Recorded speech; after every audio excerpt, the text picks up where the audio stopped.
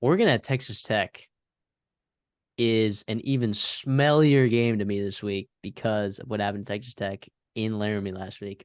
I don't want to say that was a fluke because Wyoming won that game for sure. But weird things happen in Laramie, man. We talked about it a little Huh. bit. I mean, it was windy. The game got delayed. It's thin air. It's hard to play there. The crowd was getting up and after it, even though Wyoming's like the least densely populated state in the entire continental United States. But yeah, I think that was just weird. And the difference here in this game too is Texas Tech gets Oregon at home.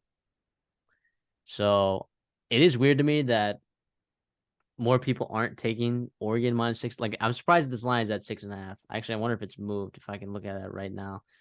But I'm very surprised that this is at 6.5 because when I first looked at it, my first instinct was like, boom, oh, but then you got to remember it's week 2. Week 2, that's where your instincts give you kind of a faux, like a pseudo realism of like what these teams actually are, right? Because we don't know. We actually don't know.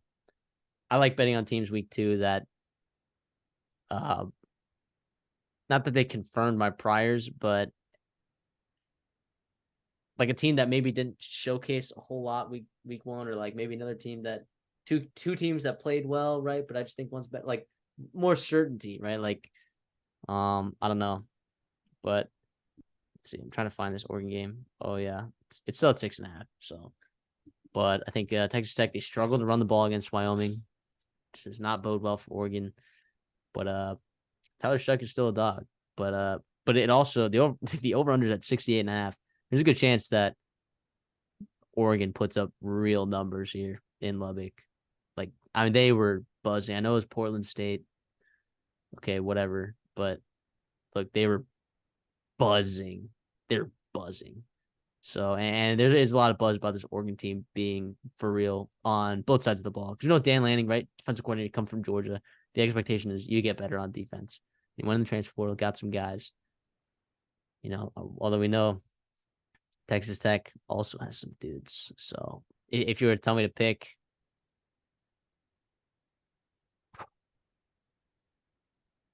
I just I just think it's at home. I don't like the 6.5 number,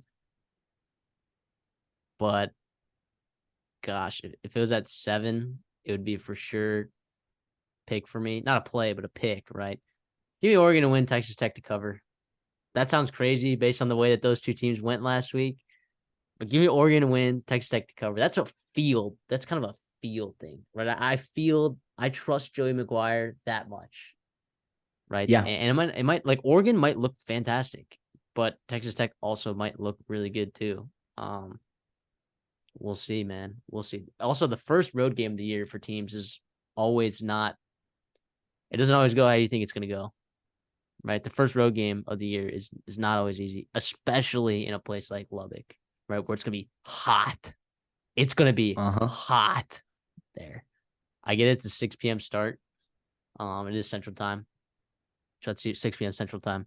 So it'll be a little bit cooler, like by the time like the second half rolls around. But I mean, it's going to be in the hundreds there. So can Oregon handle the heat? Is my question. I'll tell you again, we talked about week 2 is the week of equilibrium games. Oregon put up 81 points against Portland State and Texas Tech lost to Wyoming, right? There's going to be some kind of comeback down to earth for Oregon, and you got to believe, which we do in Joey McGuire and that roster and that staff, especially for Texas Tech to come to raise their level just a little bit. I think, and another thing you said, first road game, everyone talked about the big question on Oregon's offense, especially was the O-line. You're putting in a lot of new pieces. And against Portland State and Eugene, Oregon, right, it's not going to be a big deal. But against Texas Tech and against in Lubbock, that's not going to be easy for Bo Nix to make all of his checks and get into the right run reads and whatever else he can do with a new offensive line breaking in. 6.5 feels like such a trap. I mean, I when I first saw this, my first instinct is that's way too low. But my second instinct is don't touch it because it's too good to be true, I think. I'm going to agree with you. I think Texas Tech is going to cover here. I think Oregon and gets a win here. I think Texas Tech again, wounded animal mode, desperation game. And then their defense coordinator, right, coming over from Oregon, right, a little bit of revenge game. Yeah. He has familiarity with that Oregon staff and Bo Nix and the receivers, Bucky Irving. I think if you go position for position, Oregon is pretty much better than Texas Tech, just about most places. But I think Texas Tech has some dogs. Taj Brooks runs really hard, and they didn't even get him going last game. He had Yeah. 11 carries. Yeah. 11 carries. So yeah, so we'll see about Texas Tech. Tim DeRuyter revenge game. I didn't even think about that. I think we talked about it like in the offseason, but Yeah.